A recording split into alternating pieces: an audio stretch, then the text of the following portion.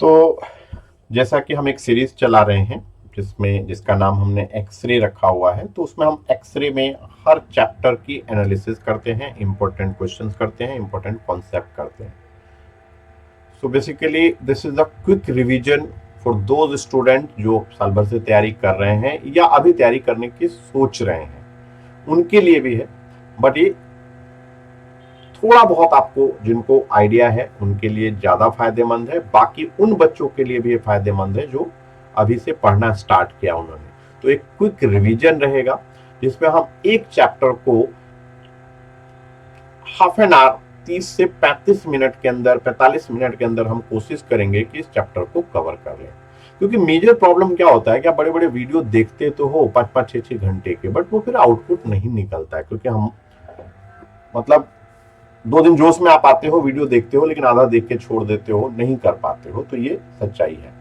चलिए, तो खैर बिना समय बर्बाद किए हुए हम अपना टॉपिक स्टार्ट करते हैं। वर्क पावर एनर्जी मैंने लिया है बच्चों। वर्क पावर एनर्जी लेने का पर्पज ये है कि भाई 11th के भी बच्चे हैं, 12th के भी बच्चे हैं और ड्रॉपर भी हैं। तो अगर हम 12th के टॉपिक लेंगे तो थोड़ा सा दिक्कत आ जाएगी। तो सारे बच्चों के कॉमन टॉपिक में वर्क एनर्जी पावर एक बहुत इंपॉर्टेंट चैप्टर, जिससे से कम 2 क्वेश्चन पर ईयर आता ही आता है। तो ये ध्यान रखना है कि 2 क्वेश्चन हमारे तैयार होने चाहिए इस चैप्टर को पढ़ने के बाद। एक quick analysis last year number of question asked in 2024 is 2। 2 question 2024 में आए थे, that is power and inelastic collision. ठीक है, अब हम इंपॉर्टेंट कॉन्सेप्ट जान लेते हैं कि इस चैप्टर में इंपॉर्टेंट कॉन्सेप्ट क्या है। चैप्टर वर्क से शुरू होता है, वर्क की डेफिनेशन बताता है, फिर वर्क एनर्जी थ्योरम, फिर एनर्जी में काइनेटिक एनर्जी, पोटेंशियल एनर्जी, और फिर conservation of mechanical energy, power and collision. तो मैंने मेंशन कर दिया है। ठीक है, तो हम स्टार्ट करते हैं। सबसे छोटा topic work energy theorem. Work energy theorem सभी बच्चे जानते हैं, बहुत इंपॉर्टेंट कॉन्सेप्ट है, इससे एक क्वेश्चन आने की संभावना रहती है, तो इसलिए मैंने इसको चूज किया है। ये कहता है कि वर्क एनर्जी क्या कहता है, work done by all the forces equal to change in its kinetic energy. तो किसी सिस्टम पे जितने फोर्सेस वर्क कर रहे हैं, that work done equal to change in its kinetic energy. अब सबसे इंपॉर्टेंट बात जो हमें ध्यान रखनी है, वर्क एनर्जी थ्योरम जब भी रेजिस्टिव फोर्स, जब भी नॉन कंजर्वेटिव फोर्स का वर्क डन बोलेगा, आपको वर्क एनर्जी थ्योरम से ही सॉल्व करना है। इस बात को लिख लीजिए कॉपी में, जब भी नॉन कंजर्वेटिव फोर्स का वर्क निकालना हो तो work energy theorem is a very good tool to find this question, to solve this question. तो उसमें हमने जैसे मान लीजिए ग्रेविटेशनल फोर्स। अब नॉन कंजर्वेटिव फोर्स कौन कौन से हैं, आप में से बच्चे जानते होंगे। नॉन कंजर्वेटिव फ्रिक्शनल फोर्स है, एयर रेजिस्टेंस है, these are called non conservative forces. तो मैंने इसका एग्जांपल लिया है ये किसी पर। A body of mass 1 kg is thrown upward with velocity 20 metre per second. सबसे पहले बच्चे, जिन बच्चों को न्यूमेरिकल सॉल्व करने में दिक्कत आती है, वो डाटा लिखना शुरू करें। क्वेश्चन पढ़ें, डाटा लिखें। हमको क्या दिया है, कुछ नहीं दिमाग लगाना है। मास दिया है 1 kg, फिर हमको दिया है initial velocity 20 metre per second. It momentarily come to rest, यानी फाइनल वेलोसिटी 0, और ये हाइट अटेन कर रहा है 18 मीटर का।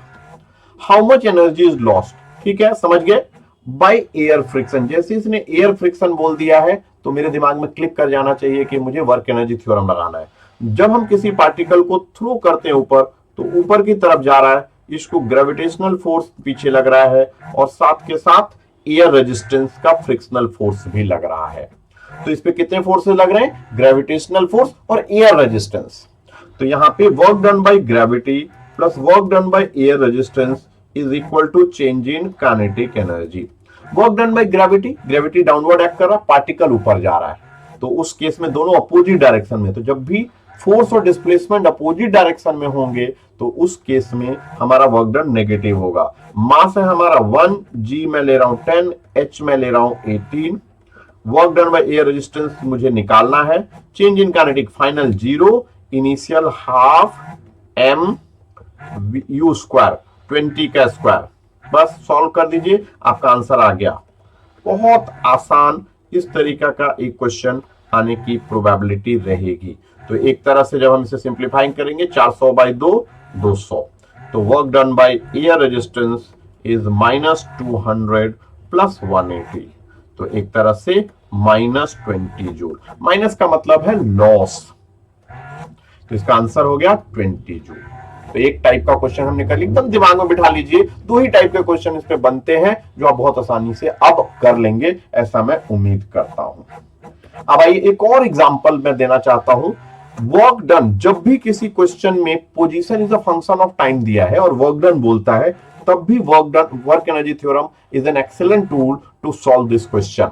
क्योंकि कुछ बच्चे इसको कर सकते हैं कि x दिया है उसको डिफरेंशिएट करके वेलोसिटी निकालेंगे, उसको डिफरेंशिएट करके एक्सेलरेशन निकालेंगे और फिर एक्सेलरेशन से डिस्टेंस निकाल सकते हैं। बट वहां गलती हो जाएगी क्योंकि यहाँ x जो है वो t क्यूब का वेरिएबल है। इसका मतलब जो एक्सेलरेशन है वो कांस्टेंट नहीं आएगा। तो आप बिना दिमाग लगाए अगर इस तरह का क्वेश्चन आता है, आप वर्क एनर्जी थ्योरम लगाइए। वर्क एनर्जी थ्योरम के लिए work done half m final velocity square minus initial velocity square. अब हमें इसको क्या करना है, वेलोसिटी निकालनी है एक बार डिफरेंशिएट करके dx by dt। So 3 minus 8t plus 3t square. अब देखिए work done during first 4 second, तो पहले हम इनिशियल वेलोसिटी 0 सेकेंड पे निकालेंगे जो 3 आएगा, और चौथे सेकेंड पे हमारे पास -8 इंटू 4, चौथे सेकेंड पे अपने को निकालना है। ठीक है, तो ये हम चौथे सेकेंड पे निकाल लेते हैं। 3 माइनस 8 इंटू 4, वेलोसिटी की इक्वेशन में टाइम को रख देते हैं, तो 3 इंटू 4 का स्क्वायर, तो 3 माइनस आ चुका 32 और ये कितना हो गया 16 या 48। तो 3 माइनस 48 में से 32 घटाएंगे 16, ये आ गया 19 मीटर पर सेकेंड। अब मैं वैल्यू रख दूंगा। वर्क डन हाफ, मास मेरे पास है 3 ग्राम, उसको केजी में जरूर कन्वर्ट कर लीजिए, और फिर वेलोसिटी 19 का स्क्वायर कर दीजिए। आपका यू जो है तो 0 ही है, उससे आपका आंसर आ जाएगा। ठीक है मेरे बच्चों, तो दो तरह के क्वेश्चन हैं, वीडियो को आप देखेंगे दो ही तरह के क्वेश्चन वर्क एनर्जी थ्योरम में हमको आना चाहिए जो आप कर सकते हैं। इसके बाद जो इसके अंदर है, अच्छा हाँ, एक चीज और मेरे दिमाग में आएगा, काइनेटिक एनर्जी और मोमेंटम के बीच का relation. So delta kinetic energy is equal to p square by 2m। इस पर भी क्वेश्चन परसेंटेज वाला आ जाता है, वो आप देख लेंगे। ठीक है, तो अब हम आते हैं important, most important topic, conservation of energy. Conservation of energy में किसी भी सिस्टम का टोटल एनर्जी तो हमेशा कंजर्व रहेगा। Total energy always remain conserve, always remains conserve। But याद रखिएगा जो मैकेनिकल एनर्जी है, मैकेनिकल एनर्जी एकदम मैं आपको टू द पॉइंट कराऊंगा, इसमें बहुत टाइम पास करने वाली चीज नहीं है। जो बच्चा देखे उसको ये चैप्टर ऑलमोस्ट क्लियर हो जाए। ये नहीं कह सकता कि 100% क्लियर होगा, बट हाँ नीट में क्वेश्चन बना सकता है अगर बच्चा थोड़ा प्रैक्टिस करे। अगर ये 2 4 5 क्वेश्चन से नहीं होता है बेटा, प्रैक्टिस करना पड़ता है। तो मैंने जैसे 2 क्वेश्चन एग्जांपल दिए हैं, अब आपको बुक से ढूंढ करके ऐसे 10 क्वेश्चन लगाने चाहिए। तो हर टॉपिक जो मैं दे रहा हूं उसके 10-10 क्वेश्चन आप लगा लीजिए, आपका नीट का ये चैप्टर तैयार हो जाएगा। तो जो मैकेनिकल एनर्जी होता है, जो बच्चे नहीं जानते होंगे, वो kinetic energy plus potential energy का सम होता है। तो जो मैकेनिकल एनर्जी होता है वो कंजर्व तभी होता है जब फील्ड कंजर्वेटिव हो।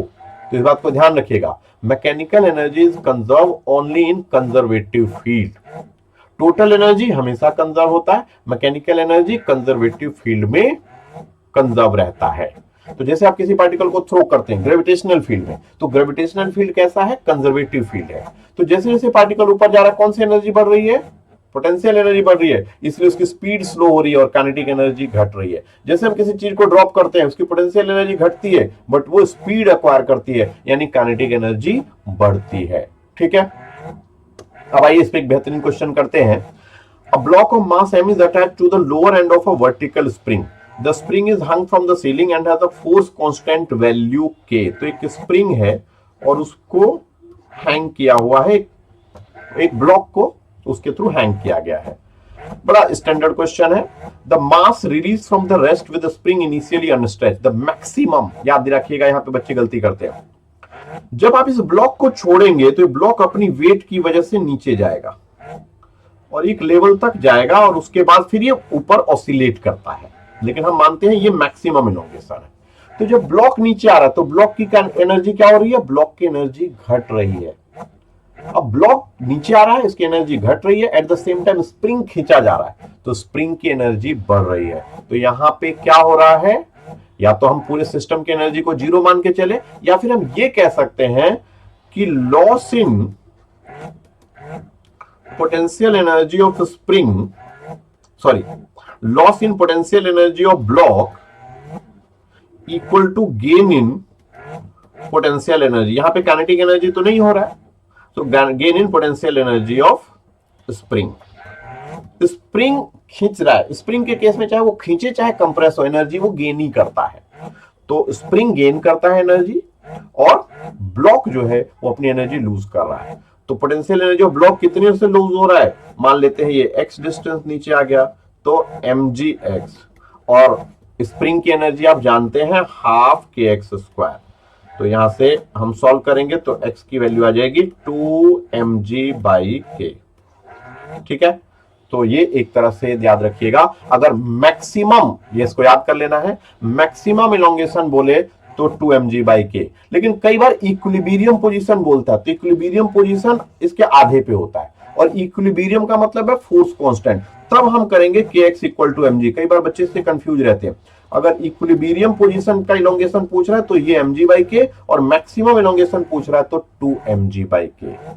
समझ गए? बहुत तरह के क्वेश्चंस और भी हो सकते हैं, आप उसकी प्रैक्टिस करेंगे। अब हम आते हैं इस चैप्टर में, एक बड़ा इंपॉर्टेंट कॉन्सेप्ट है पावर। पावर पे फॉर्मूला बेस दो तीन बातें हमको ध्यान देनी है।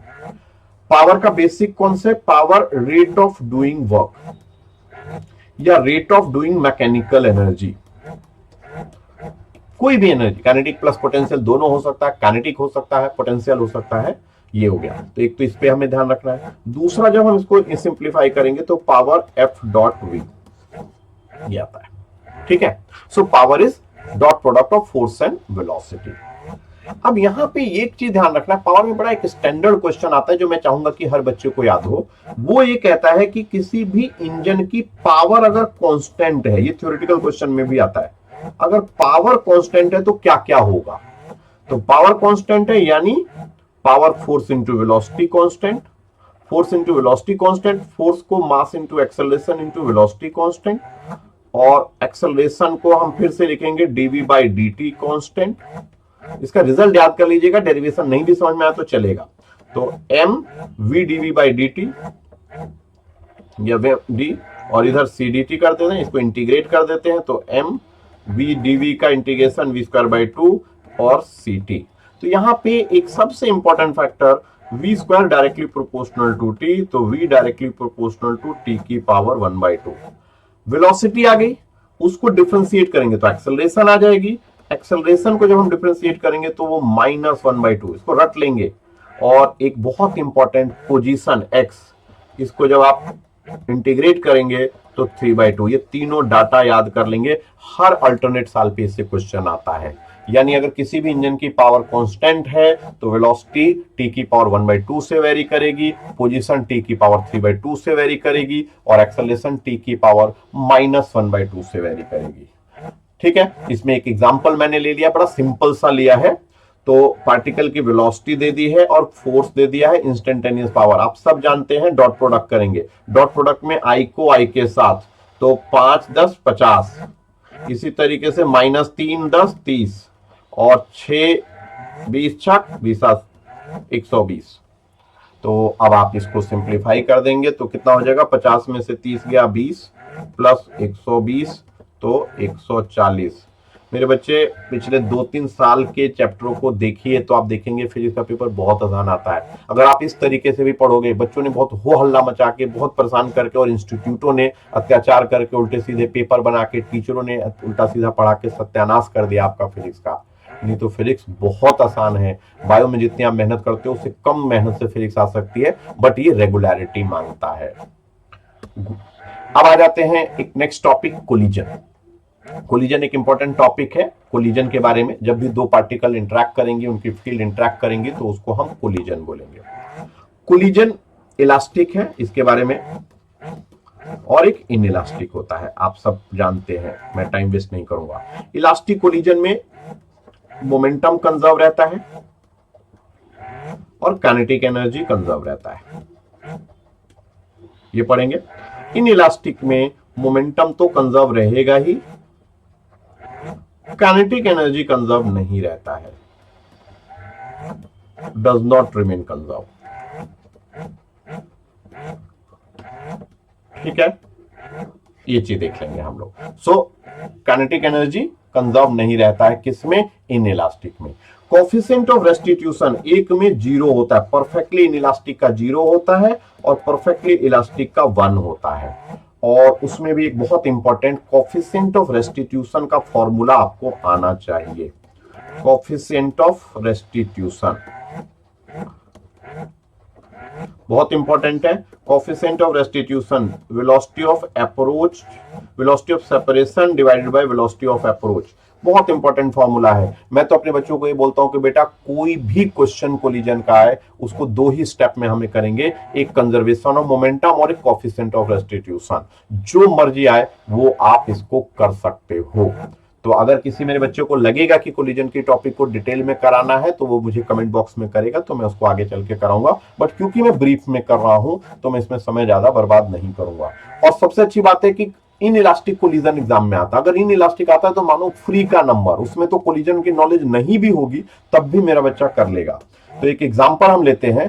10 kg बॉल, M1 है 10 kg, moving at speed 10 metre per second, collide with stationary, दूसरा मास है 5 kg और उसकी वेलोसिटी है 0। After the collision 10 kg ball is moving with the same direction at 5 metre per second. तो बस आपको समझ में आ गया होगा कि हमें क्या करना है। इसको मैं U1 रखता हूं, इसको मैं U2। ये सिर्फ कंजर्वेशन ऑफ मोमेंटम से हो जाएगा। आप बिल्कुल मत घबराइए, बिल्कुल सिंपल तरीके से फिजिक्स, पहले फिजिक्स को सिंपल तरीके से समझिए कि फिजिक्स सिंपल है। उल्टी सीधे चैप्टर के फॉर्मूले समझिए, चैप्टर के कॉन्सेप्ट समझिए। इस वीडियो को ही 2-3 बार आप देख लेंगे, चैप्टर ऑलमोस्ट हो जाएगा। कुछ क्वेश्चन लगाइए, इससे रिलेटेड लगाइए, उल्टे सीधे नहीं लगाइए। आप देखिए आपका सिलेक्शन के रास्ते में आप चले जाएंगे। मैं नहीं कह सकता कि सिर्फ इसको करके, मेहनत तो और करनी पड़ेगी, बट काफी हेल्प मिलेगा आपको। बाकी लगेगा अगर आपको कि चैप्टर डिटेल में चाहिए तो फिर हम उसके लिए आगे बात करेंगे। M1 मास 10 है, इनिशियल वेलोसिटी 10 है, दूसरे का मास 5 है, इनिशियल वेलोसिटी स्टेशनरी है 0, फिर पहले का मास 10 है, उसकी वेलोसिटी कितनी है 5। What is the velocity of 5 kg ball, तो अगले वाले का 5 भी कर देते हैं, खत्म कहानी। तो 100 और इधर तो 0 हो गया, 50 प्लस 5v, तो इस तरीके से 5v equal to 50, v equal to 10 metre per second.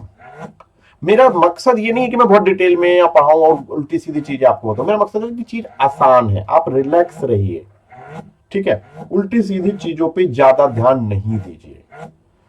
तो मेरे बच्चों इस तरह के ही क्वेश्चन आप करिए, उल्टे सीधे आएंगे हम छोड़ देंगे। कितने क्वेश्चन हमें करने हैं? अगर एक बच्चा कमजोर है, अगर वो 30-35 कर लेगा तब भी उसका सिलेक्शन हो जाएगा। और मैं गारंटी से दे रहा हूं, अगर आप सिंपल तरीके से फिजिक्स पढ़ेंगे तो 30-35 क्वेश्चन कहीं नहीं गए। आप बहुत आसान क्वेश्चनों को करके 30-35 क्वेश्चन आप कर सकते हैं। लेकिन आप उलूल जुलूल, अभी ज्यादातर बच्चे डिप्रेस हैं, वो पढ़ाई ठीक से कर नहीं रहे, फिजिक्स को पढ़ना छोड़ दिया उन्होंने, ये उम्मीद करना छोड़ दिया है कि उनसे फिजिक्स होगी। तो वो बस एक तो या तो लंबे लंबे वीडियोस देख रहे हैं, देखने में अच्छा लग रहा है बट रिजल्ट में कोई इंप्रूवमेंट नहीं आ रहा है।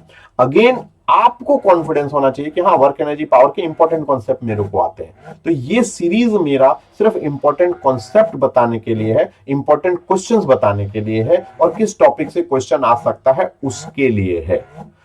अगर आपको कोई सजेशन लगता है कि इसमें सर ये इंप्रूवमेंट किया जा सकता है, इस तरीके से आप करें, तो आप बेटा कमेंट में लिख सकते हैं, मैं उनको इनकॉर्पोरेट करने की कोशिश करूंगा।